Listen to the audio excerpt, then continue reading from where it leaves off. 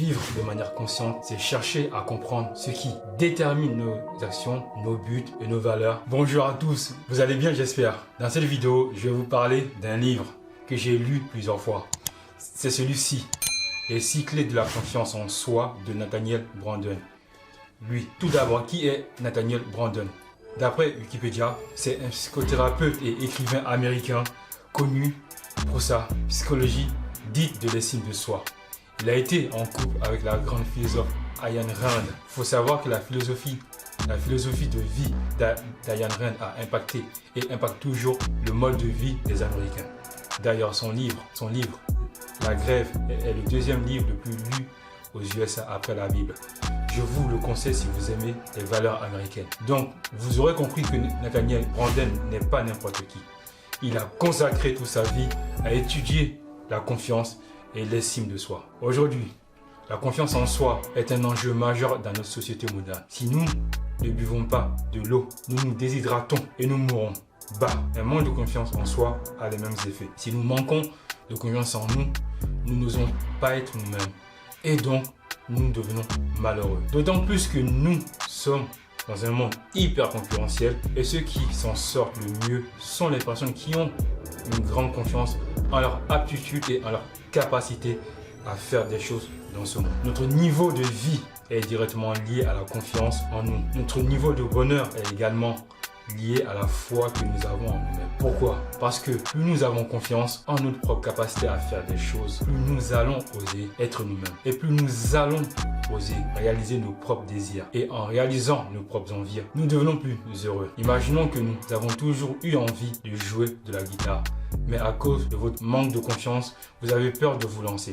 Et donc, avec les années, votre niveau et estime en vous se dégradera et cela impactera directement votre niveau de bonheur. Afin d'améliorer notre propre confiance en nous, l'auteur Nathaniel Branden nous a donné dans son livre les 6 principes pour améliorer notre confiance en nous-mêmes. Dans cette première vidéo, je vais vous parler du premier principe qui est la pratique de la vie consciente. La grande majorité des personnes vivent dans leur vie de manière inconsciente. Ils traversent leur propre vie sans s'écouter soi-même, sans affronter leurs propres peurs ou leurs propres démons intérieurs et sans écouter leurs propres envies. Certains vivent de manière inconsciente car ils ne savent pas qu'il est possible de vivre autrement.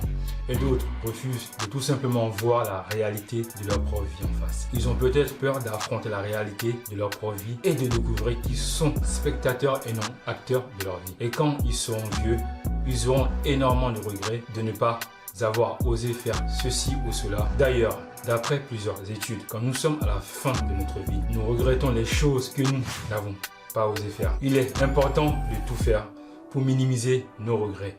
Parce que quand la mort viendra frapper à notre porte, nous serons fiers des choses que nous aurons réalisées sur cette terre. Et pour l'auteur, pour renforcer notre confiance en nous-mêmes, nous devons vivre avec notre conscience. L'être humain, comme d'autres espèces, est doté d'une conscience qui lui permet d'être averti d'un certain aspect de la vie. La confiance chez nous, les humains, est différente des autres espèces. Notre conscience est composée de pensées abstraites et de concepts qui fait que nous l'appelons aussi esprit. Et donc, nous sommes des êtres de conscience et donc nous avons la capacité de faire des choix. Nous pouvons choisir de développer notre conscience ou nous pouvons choisir de vivre inconsciemment. Nous pouvons choisir la recherche de la vérité ou le refus de la voir. En tant qu'être humain, nous avons donc le choix de vivre consciemment ou non. Nous avons le choix de nous saboter ou développer notre conscience en faisant des choix qui auront un impact positif sur notre confiance en nous-mêmes. Vous devez savoir que si nous vivons en dessous d'un certain niveau de conscience, cela affecte directement notre confiance. Et trahir notre propre confiance, c'est comme nous tuer à petit feu. Et cette trahison se traduit souvent par le refus de se confronter aux choses qui nous dérangent. Par exemple, j'ai longtemps eu peur de me confronter à mon propre bégaiement. Je le cachais beaucoup à l'époque. Ma conscience me rappelle que je bégayais, mais je ne voulais rien voir, rien savoir et rien écouter. Avec les années, j'ai mis de la conscience là-dessus en décidant d'y faire face. Plus nous mettons de la conscience sur une chose, plus la chose concernée évolue positivement. Et donc, dans mon cas, le résultat est que ma confiance et mon estime ont été renforcées. Un autre exemple, une personne sait qu'elle ne fait pas son travail de son mieux. Elle le sait, mais elle ne veut pas y penser pensées. Vous imaginez les dégâts à long terme. Et donc, à travers les milliers de choix que nous sommes amenés à faire, de manière consciente ou pas, nous forgeons une image de nous-mêmes. Et souvent, nous avons rarement conscience de ces choix. Mais ces choix laissent des traces dans notre psychisme. Et la somme de ces choix constitue cette expérience de nous-mêmes que l'on appelle la confiance en soi. Si nous apportons une plus grande conscience dans nos propres choix, notre expérience sera positive et donc notre confiance grandira. Et pour Nathaniel Branden, vivre de manière consciente, c'est chercher à comprendre ce qui détermine nos actions, nos buts et nos valeurs, ce qui peut nous permettre de donner le meilleur de nous-mêmes. C'est aussi nous comporter en tenant compte de ce que l'on voit et de ce que l'on sait. S'il existe un écart important entre notre conscience et notre action, alors c'est une trahison de notre propre conscience. Nous ne faisons pas confiance à notre propre esprit. Il ne suffit pas donc de voir et de savoir pour vivre consciemment. Mais nous devons également agir en fonction de ce que l'on voit et de ce que l'on connaît. Par exemple, je sais que j'ai fait du mal à ma famille. Au lieu d'agir et de m'excuser, je vais tergiverser et donc en me comportant ainsi, je dégrade ma propre confiance en moi-même. Être conscient, c'est chercher le sens profond de mes actes et savoir pourquoi je fais ce que je fais. Et pour l'auteur, il n'y a pas de vie consciente sans respect de la réalité. La réalité est tout ce qui existe. Si nous décidons de vivre inconsciemment et donc d'ignorer la réalité du monde et la réalité de notre propre vie, nous allons le payer cher, très cher. Notre estime sera impactée et donc notre confiance en nous-mêmes. Nous baissons dans notre propre estime parce que nous trahissons notre propre conscience. Par exemple, je suis conscient de mon surpoids. Je m'inscris à la salle de sport dans le but de retrouver mon corps d'avant. Mais je n'y vais pas. En faisant cela, je trahis ma propre conscience et ma propre parole envers moi-même. Et donc, à long terme, mon estime se dégradera. Et il n'y a pas de conscience sans une responsabilité envers la réalité. Je renforce ma confiance en moi si je décide d'écouter mes besoins et d'affronter la réalité. Cette réalité peut être dure, mais en me confrontant, je renforce ma confiance. Et il n'est pas indispensable d'aimer la réalité ou d'aimer ce que l'on voit. L'essentiel est de distinguer ce qui existe et ce qui n'existe pas. Et aucun désir, aucune peur, aucun refus ne peut altérer la réalité. Par exemple, si je désire m'acheter un vêtement avec l'argent du loyer, je dois savoir à quoi m'attendre. Le respect de la réalité a comme corollaire la responsabilité envers soi, envers sa propre vie. Si je refuse de prendre ma vie en main pour réaliser mes rêves, je vais donc dégrader ma confiance en moi. Et pour l'auteur, si on fait le choix de vivre consciemment, on doit respecter les caractéristiques suivantes. 1. Avoir un esprit actif et non passif. C'est-à-dire que nous devons affirmer notre identité de ce qu'elle a de plus profond. Et cela implique que nous devons être responsables de notre vie. En 2. Avoir une intelligence qui fonctionne bien. Pour prendre des décisions, nous devons avoir de la connaissance et donc il est important de toujours apprendre et de se former. En 3. Être dans l'instant présent. Vivre consciemment consiste à vivre dans le présent et non dans le passé ou le futur.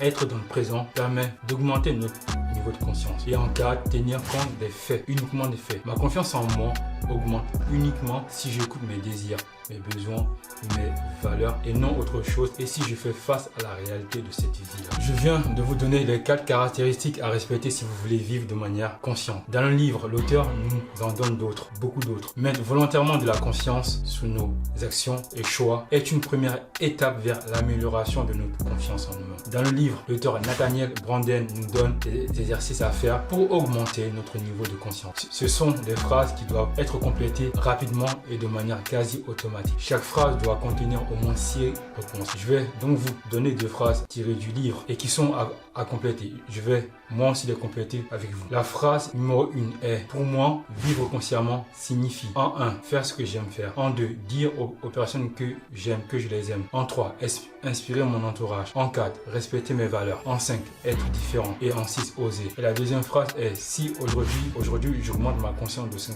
En 1, je me dirai que je m'aime. En 2, je me reposerai. En 3, j'écouterai plus mes envies, mes désirs. En 4, je dirai merci pour ma vie. En 5, je sortirai de ma zone de confort. En 6, je redéfinirai mes priorités. Et encore une fois, ces phrases doivent être complétées rapidement. En écrivant ces phrases inconsciemment, vous vous engagez en fait à faire ce que vous avez écrit. Donc sur le long terme, cela conditionne votre cerveau à lier votre pensée à vos actes. Le premier principe qui est le principe de vie consciente est donc très important. Apprendre à écouter sa conscience, c'est se respecter. Et respecter qui nous sommes. C'est aussi respecter la réalité, rien que la réalité, et agir en conséquence, même si cela est difficile. Plus nous vivons consciemment, plus nous augmentons notre propre estime de nous-mêmes et notre propre confiance en nous. Donc, n'hésitez pas à me dire en commentaire en bas de la vidéo ce que vous en pensez et dites-moi si vous avez complété les phrases et quels sont les effets sur votre et quels ont été les effets sur votre confiance en vous. Abonnez-vous à la chaîne, likez la vidéo. Je vous dis à la prochaine. Force à vous, amour et paix. Ciao.